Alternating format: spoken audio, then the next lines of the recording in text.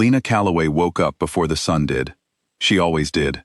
Not because anyone asked her to, but because the pack expected it. The fire needed to be started. The water needed to be carried. The floors needed to be swept before the ranked wolves came downstairs and pretended the work had done itself. She moved quietly through the stone hall, her small lantern casting a soft orange glow across the walls. She had learned long ago that silence was her safest language. Speak too much, and someone would find a reason to argue. Move too slowly, and someone would find a reason to punish. So she learned to be fast, quiet, and invisible. Her name was Lena. She was an Omega, the lowest rank in the entire pack structure. In a world where wolves were sorted from birth into alphas, betas, and omegas, being an Omega meant being last. Last to eat, last to be heard, first to be blamed. Her older sister Sarah was a beta. She wore that rank like a crown, reminding Lena of it at every possible moment. At the morning gathering, when the pack elder read the registration rolls aloud, Sarah stood near the front with the other ranked members, while Lena stood at the back, beside the wall, exactly where she was expected to be. Lena Calloway, Omega, unmatched, registered. The elder's voice was flat. A few people laughed, not loud, just enough. Lena kept her face still. She had practiced that stillness for years. Inside, she felt everything, but she had learned that showing it only gave people ammunition. She walked home alone after the gathering, the cold morning air brushing against her face. She did not cry. She had grown past crying about things she could not change. Instead, she observed. She always observed. She noticed that Elder Roven had been meeting privately with 2 council members 3 mornings in a row. She noticed that the food stores were being logged incorrectly, which meant someone was taking more than their share. She noticed that the mood of the pack had shifted in the past 2 weeks, tighter, more nervous, like animals that could sense a storm before the sky showed any sign of it. She mentioned none of this to anyone. No one would listen to an Omega. Then the king arrived. No one announced it in advance. That was the first unusual thing. Alpha King Damien Voss appeared at the pack's eastern gate just after midday, with a small escort of his elite soldiers. Wolves so composed and so precise in their movements that even the pack's senior alphas went quiet when they walked through the gate. Damien himself was tall, not just in height, but in the way he occupied space, as if the air around him understood that it belonged to him. His face was not cruel exactly, it was simply closed. Whatever he was thinking, it was never visible on his features. His eyes, dark as deep water, moved over the pack grounds with the calm of someone cataloging a situation rather than experiencing it. The pack fell over itself trying to impress him. Senior wolves straightened their backs. Mothers pushed their daughters forward. The elder tripped over his own welcome speech twice. Lena was assigned to carry refreshments. She moved between the gathering wolves with a tray, steady and careful, trying not to be seen. The crowd was thick and restless, and she was small, and twice she was nearly knocked sideways by people who simply did not notice her. She adjusted her grip on the tray both times without spilling a drop. She was turning away from the main table when it happened. She did not know what made her look up. Some instinct, maybe. The same quiet instinct that had been keeping her safe her whole life. But she looked up, and across the crowded courtyard, the Alpha King was already looking at her. It lasted less than 2 seconds. His dark eyes met hers, and something moved in them. Not softness, not warmth, but recognition, almost. Like he had been searching for something without knowing it, and had just found it by accident. Then someone called his name, and he turned away. Lena lowered her eyes and kept walking. She told herself it meant nothing. Kings did not notice Omegas. That was simply the nature of the world she lived in. She was wrong. The announcement came the following morning. One pack member would be selected for a seasonal assignment at the king's estate, a rotation that had been a diplomatic custom for generations, though it had not been exercised in many years. The selected member would serve the estate for 1 full season before returning to their pack. The king's advisor, a composed beta named Rowan Vale, read the name aloud. Lena Calloway. The courtyard went completely silent. Then, it exploded. "She is an Omega," Sarah said, her voice high with disbelief. "There must be a mistake." There is no mistake, Rowan said simply. She has no rank, no training, no. The selection has been made. Sarah looked at the king. Damien stood slightly apart from the conversation, arms folded, expression completely unchanged. He offered no explanation. He did not look at Lena. Lena stood very still in the middle of the noise. She felt the weight of every stare. She felt Sarah's fury like heat from a fire. She felt the confusion and the insult humming through the crowd around her. She picked up her one bag that evening, told no one goodbye, and walked to the transport that was waiting at the gate. She had nothing to lose. She had learned that a long time ago. The king's estate was enormous, and cold in the way that very large, very quiet places are cold. Not from temperature, but from absence.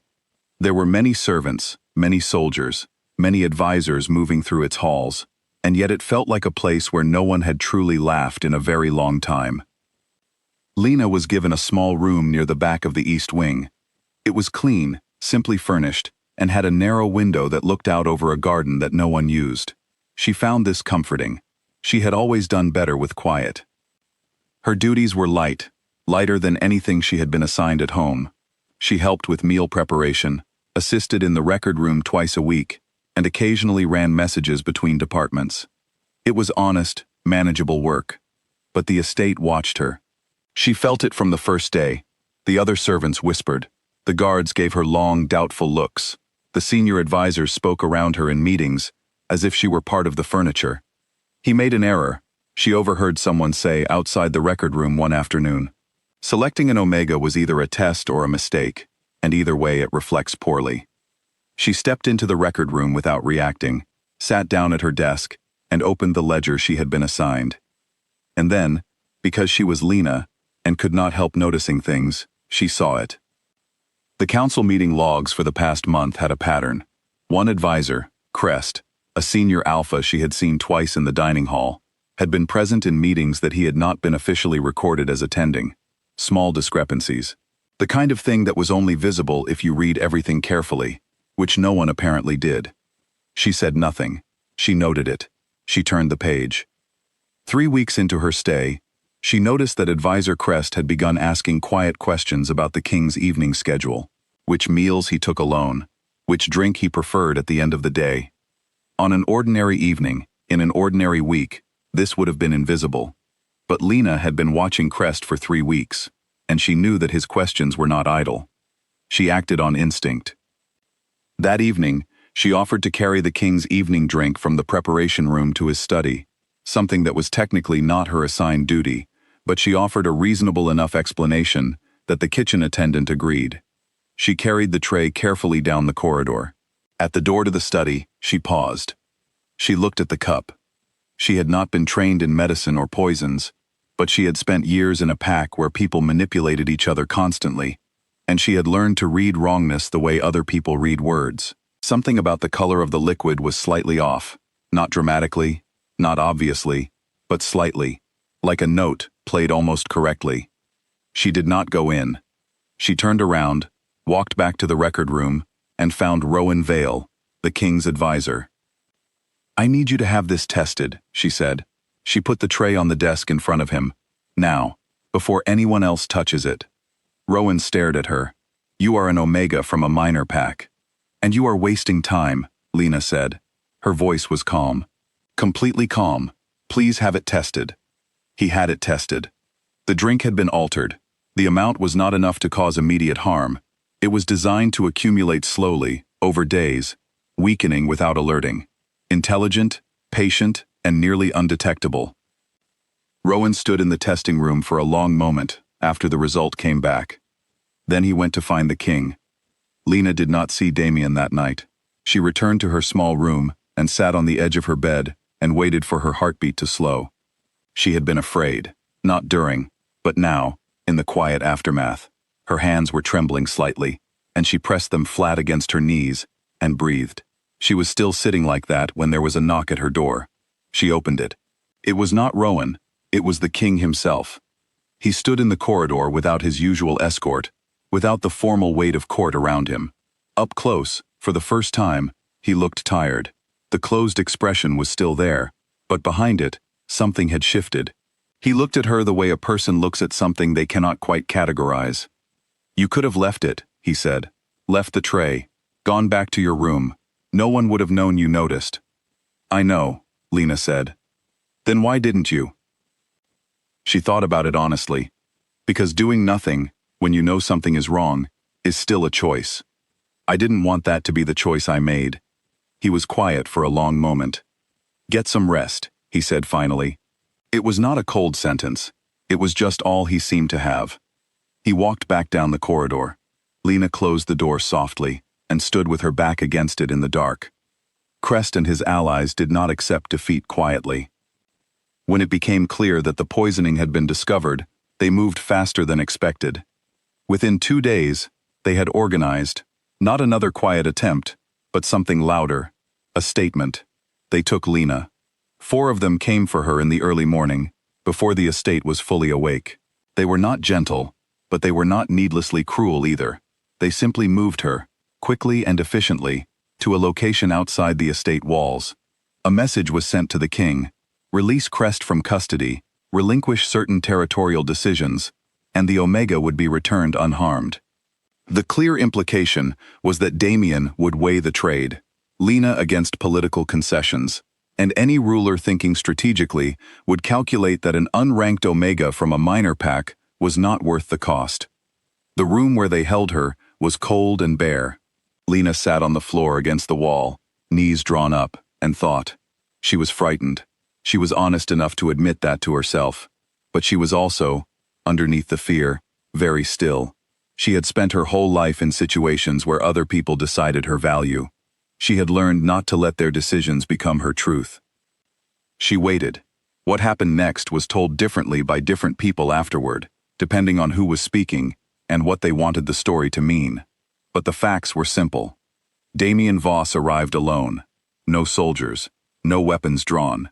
He walked to the location where Lena was being held, and he walked in, and he stood in front of Crest and the assembled faction leaders and pack representatives who had gathered to watch the negotiation. And he spoke clearly, without performance, in a voice that needed no volume to carry weight. "She is under my protection," he said, "permanent, unconditional. I am not here to negotiate. I am here to take her home." Someone in the room said, carefully, that this was a poor trade for a king to make, that an Omega was not worth a king's vulnerability. Damien turned his eyes to the speaker with an expression that was not anger. It was something quieter and more final than anger. "Worth," he said, "is not assigned by rank. Any man who believes otherwise has misunderstood every lesson this world was trying to teach him." The silence in that room was total. Then Crest stepped aside. Damien crossed the room, and Lena stood up, and he looked at her for one moment, with that same expression from the very first day, recognition, sharp and quiet, before he turned and walked them both out into the cold morning air. He had a small cut along his jaw from an earlier altercation in the entry. He did not mention it. The aftermath was long and complicated the way real things always are. Crest and his allies were removed from their positions and faced formal consequence under pack law. The King's Council was restructured. There were weeks of difficult conversations and careful decisions, and Lena was present for very little of it. She was not a political figure, and she had no interest in becoming one. What she did do was sit with Damien in the evenings, when the business of the day was finished, and the estate went quiet. They talked, slowly at first, the way two people talk when they have both spent a long time not being truly heard. He told her about the loneliness of a position that put walls between him and every other person. She told him about the loneliness of a rank that made people look through her rather than at her. They found, in these conversations, that the two experiences were not as different as the world would have expected. He did not apologize for the world that had undervalued her. He was too honest for empty apologies. Instead, he changed what he could change. A formal decree was issued regarding the treatment and registration of Omega-designated wolves across the kingdom. It was precise, practical, and completely without sentimentality. It was framed not as charity, but as correction, an acknowledgement that the existing system had been measuring the wrong things. Lena read it once, nodded, and set it down. The morning the decree was announced publicly, She stood beside Damien at the estate's outer steps as he addressed the assembled representatives. Not behind him, not in front, beside. She was not dressed in finery. She was not announced with any title. She was simply there, herself, fully and without apology, in a way she had never been allowed to be before. A few of the representatives watched her with confusion, some with open disapproval. One young Omega girl near the back of the crowd watched her with something different entirely. Wide, quiet eyes, and the beginning of a question she had never before had reason to ask. Whether it was possible to be exactly who you were, and have that be enough. Lena did not see the girl, but somewhere, in the steady and unhurried way she stood in the cold morning light without flinching, without shrinking, without asking anyone's permission to exist, she answered it anyway.